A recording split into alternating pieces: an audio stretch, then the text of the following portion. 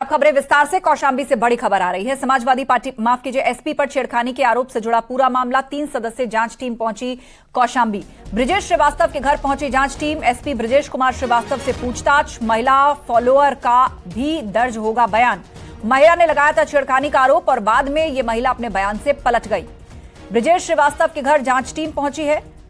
SP Brijesh Kumar Srivastava से पूछताछ इस वक्त की जा रही है। इस बीच महिला फॉलोअर का भी बयान दर्ज होगा। इस महिला ने छेड़खानी का आरोप लगाया था एसपी के ऊपर, हालांकि बाद में ये अपने आरोप से पलट भी गई। धारा सिंह हमारे सहयोगी कौशांबी से जुड़ रहे हैं। धारा सिंह, बताइए, इस मामले ने तब नया मोड़ ले लिया जब आरोप लगाने वाली महिला बयान से पलट गई, लेकिन अब जांच टीम पूछताछ एसपी से भी कर रही है और महिला से भी। बिल्कुल आस्था जी, जैसा कि एसपी आवास में काम करने वाली महिला की ओर से एसपी पर छेड़खानी का आरोप लगाया गया था। हालांकि इस मामले में अब महिला अपने बयानों से मुकर गई है, लेकिन इस पूरे मामले में डीजीपी मुख्यालय की ओर से जो 3 सदस्यीय टीम इसमें गठित की गई है, जिसमें आईजी जोन प्रयागराज के चंद्र प्रकाश जी हैं। इसके अलावा एसपी चित्रकूट वृंदा शुक्ला के अलावा सीडीओ प्रतापगढ़ ईसा प्रिया को जांच टीम में शामिल किया गया है। 3 सदस्यीय जांच टीम कौशांबी पहुंची है और सबसे पहले एसपी आवास यानी घटना स्थल का जांच टीम ने मुआयना किया है। उसके बाद एसपी ब्रिजेश श्रीवास्तव से जिस पूरे मामले में आरोपी है उनसे पूछताछ जारी है। ऐसा माना जा रहा है कि इस मामले में थोड़ी देर बाद पुलिस लाइन में 3 सदस्यीय टीम के द्वारा जो महिला आरोप लगाने वाली है उससे भी इस मामले में पूछताछ की जाएगी और पूरे पूछताछ के बाद यानी 3 दिनों तक ये पूरे मामले की जांच चलेगी और चौथे दिन इस पूरे मामले की विस्तृत रिपोर्ट डीजीपी मुख्यालय को सौंपी जाएगी। उसके बाद ही यह तय हो पाएगा कि महिला के द्वारा लगाए गए आरोप कितना सत्य। हालांकि इस पूरे मामले में 24 घंटा बाद महिला अपने बयानों से मुकर जाती है। आज सुबह 9 बजे करीब वह मीडिया के सामने आती है। हालांकि उस दौरान वहां पे पुलिस कर्मियों की उपस्थिति रहती है। पुलिस लाइन में वह प्रेस वार्ता करती है और एसपी पे लगाए गए तमाम आरोपों को निराधार बताती है। उसका कहना यह था कि एसपी की पत्नी के द्वारा मुझे डांट फटकार कर नौकरी से निकाला गया है। इसी बदले की भावना के चलते उसने एसपी पर जो छेड़खानी का आरोप लगाया है झूठा, इसके लिए वह शर्मिंदा है। लिहाजा इस मामले की गंभीरता को देकर के सरकार बेहद सख्त, इसलिए डीजीपी मुख्यालय की ओर से इस पूरे मामले में जांच बैठा दी गई है, जिसकी जांच निरंतर जारी है। बिल्कुल, आप कह रहे हैं कि बदले हुए बयान में उसने कहा कि एसपी की पत्नी उनको प्रताड़ित करती थी और उनके कारण उसको नौकरी खोनी पड़ी और उसने एसपी पर यह आरोप लगा दिए। लेकिन अब इस मामले में किस तरह की कार्रवाई अब महिला पर हो सकती है, क्योंकि वो बयान से पलटी है? बात इसलिए, आरोप इसलिए भी बड़े हो गए क्योंकि सुपरिंटेंडेंट ऑफ पुलिस पर सीधे आरोप लगाए इस महिला ने। देखिए, मामले को गंभीरता को समझा जा सकता है कि एक आईपीएस अधिकारी पर महिला के द्वारा ये आरोप लगाए गए हैं। इस मामले में उनकी छवि भी बहुत धूमिल हुई है।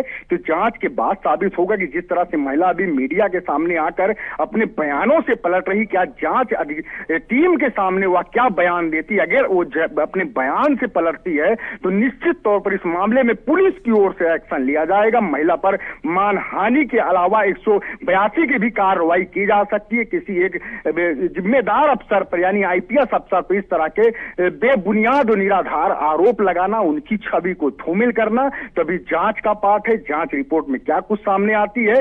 3 सदस्यीय टीम इस मामले में चौथे दिन डीजीपी मुख्यालय को रिपोर्ट सौंपेगी, जिसके बाद इस पूरे मामले में एक्शन होगा। जानकारी के बहुत शुक्रिया। आप नजर बनाए रखें, आगे भी आपसे अपडेट लेंगे। धारा सिंह, आपको बता दें कि इससे पहले कौशांबी के एसपी ब्रिजेश कुमार श्रीवास्तव पर छेड़खानी का आरोप लगाने वाली महिला अपने बयान से पलट चुकी है। उसने एसपी की पत्नी की ओर से काम से निकाले जाने के बाद एसपी पर मनगढ़ंत आरोप लगाने की बात कही। आपको यह भी बता दें कि एसपी के घर में काम करने वाली महिला फॉलोअर ने एसपी पर छेड़खानी का आरोप लगाया था और इसके बाद वायरल वीडियो पर संज्ञान लेते हुए डीजीपी मुख्यालय ने 3 सदस्यीय टीम का गठन किया। टीम में आईजी रेंज प्रयागराज चंद्र प्रकाश, एसपी चित्रकूट वृंदा शुक्ला और सीडीओ प्रतापगढ़ को शामिल किया गया है। जांच टीम 4 दिन में पूरे मामले की जांच कर डीजीपी मुख्यालय को अपनी रिपोर्ट सौंपेगी। और उसके दूसरे रोज हमसे एक प्लेट थी, वो चीनी मिट्टी की आती थी ना, तो वो हमसे गिर के टूट गई। तो मेम साहब हमको डांटने लगी कि तुम अच्छे से काम नहीं कर रही हो, तुमसे काम होता नहीं है, अब निकल गए बंगला से, जाइए तुम। तो सर मैं अपने मन में ठान किए चली आई कि चलो ठीक है, मैं तो जा रही हूँ, आज से मेरा काम छूट गया, मैं कैसे खाऊंगी, कैसे बच्चों को पालूंगा। सर मैंने रोते रोते वहां से चली आई। फिर मैंने अपने मन में कुछ गूंजा, ऐसे गंदी सवालें गूंज ली कि मैंने जा रही हूँ कि एसपी साहब को मैं ऐसे ऐसे करके बदनाम कर दूंगी, ऐसे ऐसे फंसा दूंगी ताकि मुझे दोबारा यहाँ मौका मिले आने के लिए। तो कह रहे कि अब वहाँ जाने के बाद मीडिया मैंने निकलवा दिया और सकल कागज ऑनलाइन करवा दिया सर। तो इसलिए मैं चाहती हूँ कि मुझसे जो गलती हुई है क्षमा कीजिए, और मेरा साहब जो है वो बहुत अच्छे हैं, वो इस तरह के जो हम अपराध लगाए वो नहीं है, वो बहुत सही आदमी है। कि हम गंदा इल्जाम उनके ऊपर अपने से लगाया है, कोई हरकत हमारे साथ वो नहीं की है सर। वहीं इस मामले में एक नया मोड़ सामने आया है। एसपी ब्रजेश श्रीवास्तव पर आरोप लगाने वाली महिला पुलिस की उपस्थिति में प्रेस कॉन्फ्रेंस करती है और सभी आरोपों को बेबुनियाद एवं खुद ही निराधार बताती है। महिला का अब यह कथन है कि एसपी की पत्नी ने एक प्लेट टूट जाने के बाद उसे डांटा फटकारा और उसे घर से काम से निकाल दिया। इस वजह से वह एसपी की पत्नी से खफा हो गई है, जिसके चलते उन्होंने एसपी पर यह छूटा छेड़खानी का आरोप लगाया है। बहरहाल देखने वाली बात होगी कि इस मामले की 3 सदस्यीय टीम जो जांच कर रही है वो 4 दिनों के भीतर इस मामले की रिपोर्ट डीजीपी मुख्यालय को सौंपी जाएगी।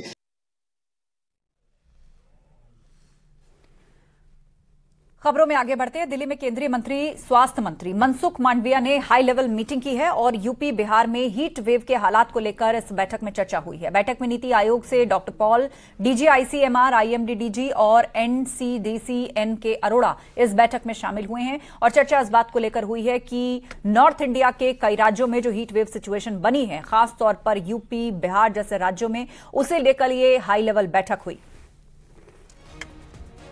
फराह खान हमारे साथ फोन लाइन पर जुड़ गई हैं। फराह, किस तरह के निर्देश दिए गए स्वास्थ्य मंत्री की तरफ से और चिंता में कौन सी चर्चा रही? जी देखिए, स्वास्थ्य मंत्रालय की तरफ से एक महत्वपूर्ण बैठक है जो हो रही है हीट वेव को लेकर, क्योंकि तमाम राज्यों में हीट वेव देखी गई है और तमाम लोग जो हैं वो मरे हैं। अगर आंकड़े की बात की जाए तो 100 से ज्यादा लोग मरे हैं।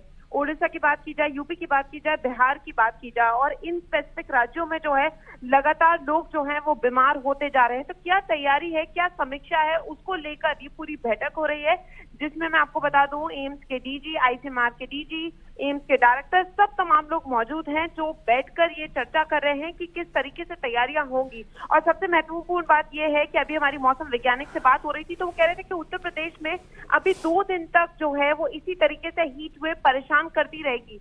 तो उत्तर प्रदेश में कई मौतें हुई हैं, तो उस लिहाज से कि क्या तैयारियां होनी चाहिए, क्योंकि देखिए देखा जा रहा है कि डिस्टर्बेंस लगातार है और अभी जो मानसून है उसके प्रिविलेंस की भी कोई बात जो है वो मौसम विज्ञान भवन की तरफ से कुछ क्लैरिटी के साथ बताई नहीं जा रही है। उनका कहना है कि 28 तारीख तक उम्मीद है, लेकिन बाकी राज्यों में वहां पर डिले हो सकता है। तो जिन राज्यों में हीट वेव का प्रकोप है वहां किस तरीके से तैयारियां हों, उसको लेके थोड़ी देर में हो सकता है कि एक एसओपी भी जो है वो जारी की जाएगी, जिसको फॉलो किया जाएगा। और कुछ राज्य हैं जहां पर अलर्ट जो है वो अभी जारी रहेगा। और दिल्ली की बात की जाए तो दिल्ली में जिस तरीके से बार बार देखा जा रहा है कि मौसम लगातार बदल रहा है, तो ह्यूमिडिटी उससे जो है वो बढ़ती जा रही है। तो गर्मी से अभी निजात लोगों को नहीं मिलने वाली है। 27-28 की बात ये मिलेगी। तो इसी को लेकर एक बैठक भी हो रही है और थोड़ी देर में उम्मीद की जा रही है कि एक एसओपी जो है वो सामने आ सकती है। बिल्कुल बिल्कुल, आप नजर बनाए रखिए। जानकारी के लिए शुक्रिया आपका फराह।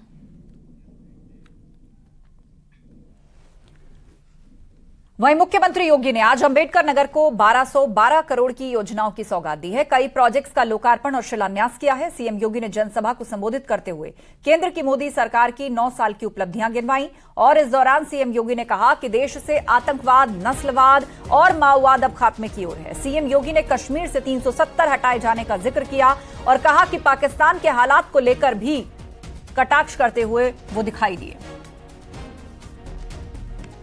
5 अगस्त 2019 को कश्मीर में धारा 370 इतिहास के कूड़े में फेंक करके सदैव के लिए समाप्त कर दी गई और कश्मीर भारत के कानून से चल रहा है। शांति और विकास की एक नई धारा के साथ आगे बढ़ रहा है। आज अब कश्मीर के अंदर उपद्रव नहीं, अब पाक अधिकृत कश्मीर के अंदर मांग होती है कि हमें भी भारत का हिस्सा बनाइए, हम भी भारत के साथ शामिल होना चाहिए चाहते हैं। दलित पाकिस्तान के साथ कोई खड़ा नहीं होना चाहता।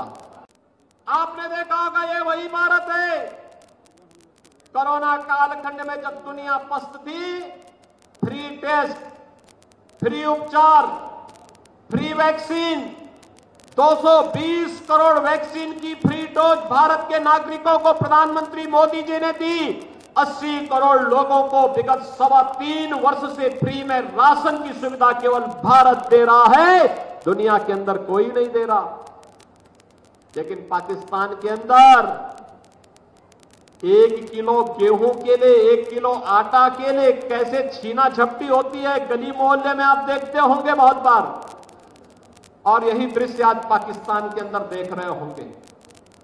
अपने पापों की सजा पाकिस्तान पा रहा है और उसके पापों की सजा उसको मिलनी ही चाहिए।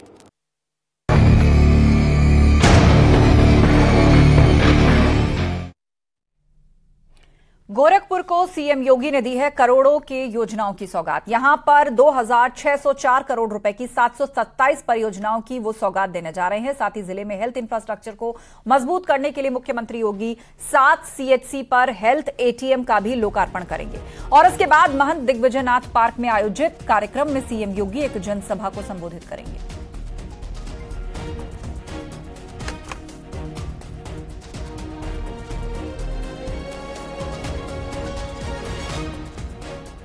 मुख्यमंत्री योगी आदित्यनाथ जब भी गोरखपुर दौरे पे होते हैं तो वो विकास की तमाम योजनाओं को लेकर आते हैं। आज भी मुख्यमंत्री योगी आदित्यनाथ गोरखपुर पहुंच रहे हैं तो विकास का एक बड़ा पिटारा लेके आ रहे हैं। लेकिन आज की ये जो रैली है, इस रैली के माध्यम से मिशन 2024 को भी साधने की कोशिश होगी। भाजपा का जो 1 महीने का कार्यक्रम चल रहा है, उसी कार्यक्रम के तहत एक रैली को भी मुख्यमंत्री योगी आदित्यनाथ यहाँ पे संबोधित करेंगे। गोरखपुर सदर लोकसभा क्षेत्र के करीब 10,000 लोगों को यहाँ पे लाया जाएगा और उसी रैली में मुख्यमंत्री योगी आदित्यनाथ 2604 करोड़ की 727 विकास परियोजनाओं का लोकार्पण और शिलान्यास करेंगे, जिससे शहर की विकास को गति मिल सकेगा। साथ ही 7 हेल्थ एटीएम का भी मुख्यमंत्री योगी आदित्यनाथ यहां पे लोकार्पण करेंगे।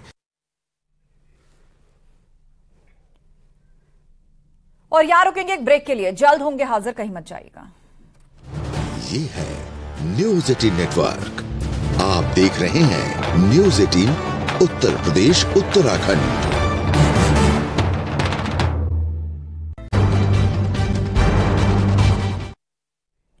और ब्रेक के बाद अगली खबर का रुख करते हैं। अब चुनाव में परफॉर्मेंस के आधार पर बीजेपी में टिकट मिलेगा। बीजेपी सांसदों को अपने कामकाज का रिपोर्ट कार्ड पेश करना होगा। सांसदों को क्षेत्र में कराए गए कामों का ब्यौरा देना होगा। साथ ही संगठन के अभियानों में सक्रियता का भी ब्यौरा देना होगा। बीजेपी सांसदों को 3 पेज के एक फॉर्म में पूरा ब्यौरा भेजना होगा। सांसदों से यह भी पूछा गया है कि उन्होंने अपने लोकसभा में महाजनसंपर्क अभियान में कितना काम किया। सांसदों को सरल ऐप में पूरे अभियान की फोटो डालनी होगी।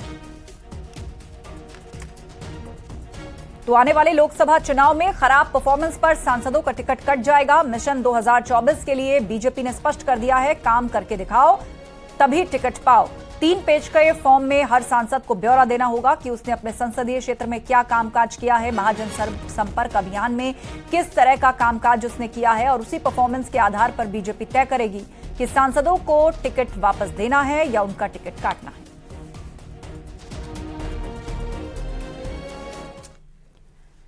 और लखनऊ से अहम खबर आ रही है। मायावती ने बीएसपी की बैठक बुलाई है। लोकसभा चुनाव को लेकर यह बैठक बुलाई गई है। कल पार्टी कार्यालय में बैठक होगी। चुनाव की रणनीति को लेकर देंगी निर्देश।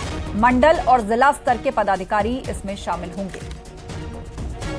तो लोकसभा चुनाव को लेकर बैठक होगी। चुनाव की रणनीति को लेकर निर्देश देंगी मायावती। कल पार्टी कार्यालय में यह बैठक होने जा रही है। चुनाव की रणनीति को लेकर देंगी निर्देश।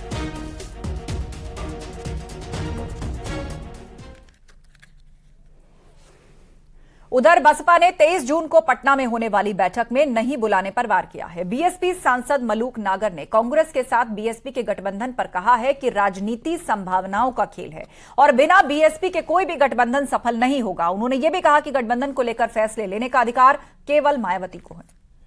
विपक्ष में रहते हुए देश की संसद में टकरते हैं, जूझते हैं, भिड़ते हैं, लड़ते हैं। ये पार्टियां जब वहां दिखती भी नहीं है। जहां तक बात है 13.5% वोट हमारा आज भी इंटैक्ट है और लक्ष्य की तरह बीच में खड़ा है। जिधर को भी होगा एकदम रिजल्ट दूर दूर तक नजर नहीं आएंगे या एक ही तरफ रिजल्ट चले जाएंगे। मीटिंग कहीं भी हो जाओ, किधर भी हो जाओ, कोई भी कर ले, आखिर में सबको पहुंचना ही पड़ेगा कि कुमारी बहन मायावती जी के साथ के बगैर कुछ नहीं दिखेगा। तो सर क्या आपको लगता है कि बिना बसपा के चाहे कोई भी गठबंधन हो वो सफलता हासिल नहीं कर पाएगा? देखिए, अभी तो किसको क्या लगता है, आप टेलीविजन वालों को क्या लगता है, बीजेपी को क्या लगता है, कांग्रेस को क्या लगता है, जेडीयू को क्या लगता है और दूसरी पार्टियों को क्या लगता है, हमको क्या लगता है, ये संभावनाओं का खेल है। वक्त तय करेगा कि क्या होगा। एक बात सच है, वहीं भारी बारिश ने ताज नगरी आगरा की सूरत बिगाड़ दी है। बारिश के चलते शहर के कई इलाकों में सड़कों पर जल भराव हुआ है और उससे कई जगहों पर लंबा जाम लग गया। कई लोग परेशान हुए, दुकानों में पानी भर आया। आपको बता दें, आगरा में कल से लगातार बारिश हो रही है। नालों की सफाई न होने और जल निकासी की उचित व्यवस्था न होने के चलते शहर में जगह जगह समस्या पैदा हो चुकी है। कई स्थानों पर तो घुटनों तक पानी भर जाने की वजह से लोग अपने घरों में कैद हैं। आलम यह है कि जिन लोगों को जरूरी काम है सिर्फ वही घर से बाहर निकल रहे हैं और उनको गंदे पानी से होकर के गुजरना पड़ रहा है।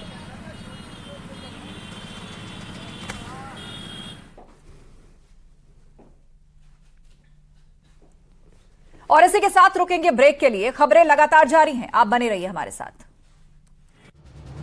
ये है न्यूज 18 नेटवर्क, आप देख रहे हैं न्यूज 18 उत्तर प्रदेश उत्तराखंड।